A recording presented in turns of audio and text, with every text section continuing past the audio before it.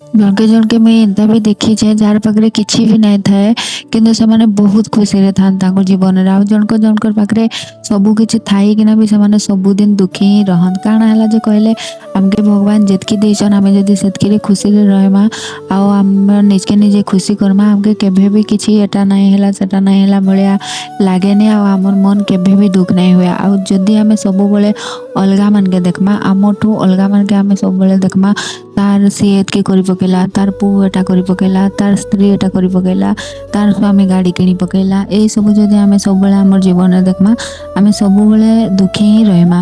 କିନ୍ତୁ ଦୁଃଖୀ ଲୋକମାନେ ତାଙ୍କର ଜୀବନରେ କେବେ ବି ସୁଖରେ ରହିପାରନେ କାରଣ ସେମାନେ ତାଙ୍କର ସାରା ଜୀବନ ପର ଦେଖି ଦେଖି ହିଁ ମନଟାକେ ଦୁଃଖ କରିକି କାଟି ଦିଅନ୍ତ। ଆଉ ଆମକେ କାଣା ଦେଇଛନ୍ ଭଗବାନ ସେଟା ସେମାନେ କେତେବେଳେ ବି ଦେଖନ୍ନେ। ଆଉ ଆମଠୁ ଆହୁରି ଯେନ୍ମାନେ ତଳେ ଅଛନ୍ ଯାହାର ପାଖରେ ଆମର ପାଖରେ ଯାହା ଅଛି ଜଣଙ୍କର ପାଖରେ ସେତ୍କି ବି ନାଇଁ ନ ସେମାନେ ବି ଖୁସିରେ ରହୁଛନ୍ ଆମେ ସେତ୍କି କେତେବେଳେ ବି ଦେଖୁନେ।